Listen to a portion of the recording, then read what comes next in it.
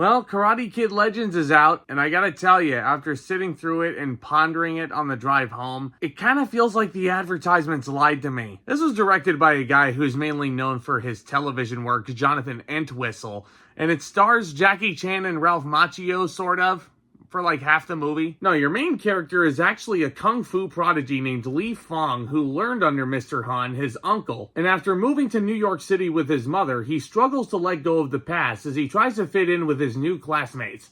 Sound familiar? When a new friend needs his help, Lee enters a karate competition, but his skills alone aren't enough. And with help from Mr. Han and Daniel LaRusso, he soon learns to merge two styles into one for the ultimate martial arts showdown. Now, as you can tell, for an hour and 35-minute movie, there's a lot going on. And part of that definitely works against Karate Kid Legends for sure. I don't think Karate Kid Legends is a fantastic movie by any stretch, but it's certainly watchable.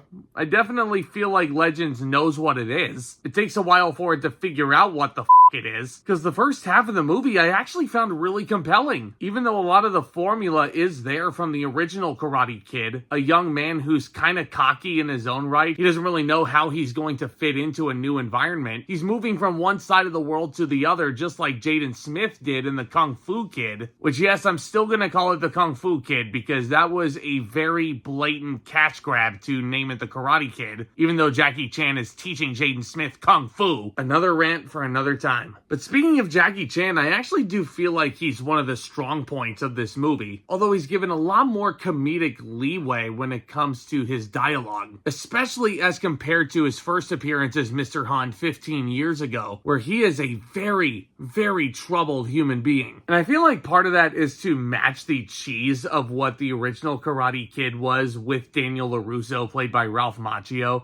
And yeah, it's always really cool to see Ralph Macchio in this. And I'll get to why I say it was cool to see Ralph Macchio, but I'm not necessarily on board with Ralph Macchio being involved in this. Because the story definitely feels like it's more so centered around Li Fong and his uncle. And the young man who's playing Li Fong, I actually thought was really likable. Ben Wang is his name. I'd like to see him in a lot more. You can definitely tell that he's very excited to be in a Karate Kid movie, and it shows in his performance. He is very enthusiastic, very charming. And I also feel like this is a film where you don't have to go into it knowing a lot about the Karate Kid lore. Or better yet, I feel like if you have never seen a Karate Kid movie in your life, or if you've never seen Cobra Kai, which shame on you if you never have. It's one of my favorite shows, I think, ever now, the more I think about it. One of the greatest legacy sequels, I think, of all time. Yeah, don't believe me? I reviewed every single Karate Kid season on this channel. Go check out those videos. No, but I feel like you'll be able to still follow the story okay, even if you've never seen a Karate Kid movie in your life. And I think you can still have fun with it even as a casual viewer. In a vacuum,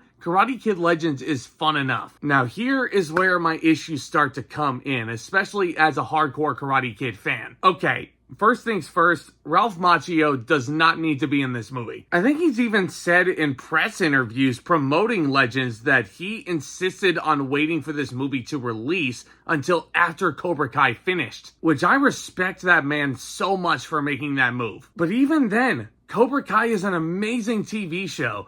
And I feel like Daniel's story kind of wrapped up in a completely satisfying way with that. This kind of feels like an epilogue, and yet we don't see anything about his wife Amanda. We don't hear anything about how Sam is doing. You don't even see his wife in this movie. It's almost like the scripts told the family to f*** off. We only care about Daniel's son. Matter of fact, aside from one mid-credit sequence, which I will admit was kind of awesome, no direct links to Cobra Kai, which I found egregious. Like, shouldn't there have been a scene where at least Amanda is in the room and like, oh, Daniel, it's a bad idea to go to New York.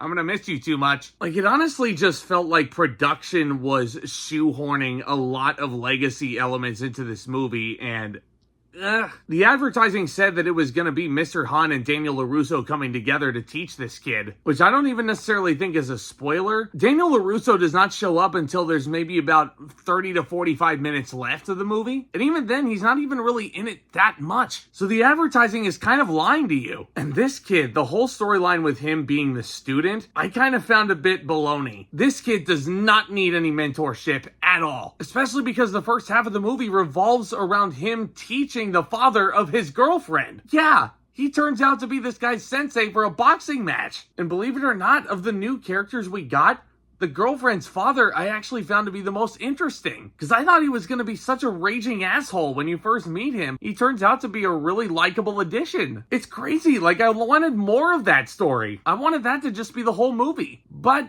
you know, I feel like this is where the movie really tanks for me. This is what makes Karate Kid Legends not work. The fact that they tacked on the Karate Kid name to this movie. Because it feels like the director and the screenwriters were going one way, but then about halfway through, they forgot that it was a Karate Kid movie. And then they were like, oh shit, we gotta include Mr. Han, we gotta include Daniel in there. And it's almost like it's too little too late. You introduced those guys way too late in the game, which kind of sucks because I wanted more of those characters. You remember when The Exorcist Believer came out, and with how much I had to say about that movie with studio interference? They wanted to tell one ghost story, but then suddenly, oh, this is an Exorcist movie all of a sudden. Like the script completely forgot what the title of the movie was and what legacy it was trying to live up to. And it just didn't jive with me at all. Karate Kid Legends was unfortunately bogged down because it was in fact a Karate Kid movie. I feel like if it was about this girlfriend's father who is trying to redeem himself and pay off a debt being a boxer, and as silly as the idea is of this kid coming in to train him because he is a master of kung fu, that's a fun but cheesy idea that they could have run with. And me and my girlfriend were both getting into it, and we both like,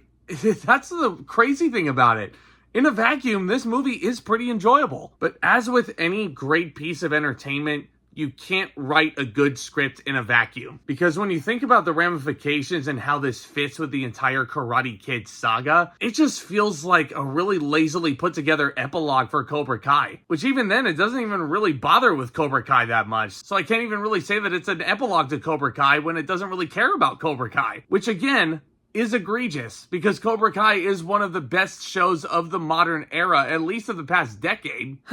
So yeah, I mean, is this one of the worst movies of the year? I suppose not. There's still a lot of fun to be had, definitely, and there's certain to be some crowd-pleasing moments, as predictable as it may be if you know the Karate Kid formula. But such a big missed opportunity. If you take that Karate Kid name out of there, you could have had a much better movie and a much more contained story. Because it's clear there's some talented people involved in this. It just feels like the advertising lets you down once you get into the theater. I'm going to give Karate Kid Legends a C. And that might sound harsh for a lot of you, but as a hardcore Karate Kid fan, I gotta tell you like it is. But let me know what you think. Do you think that Legends fits into the Karate Kid lore better than I think it does? I'd love to hear all of those thoughts. I'd love to get into respectful debates with you guys about all things in cinema. Hit that subscribe button if you're new and tap on that thumbs up if you haven't already. And stay tuned for more exciting content hitting this channel very soon as the month of June heats up. It's a packed summer season. Thank you so much again for your continued support. Y'all are the best. And with all that being said,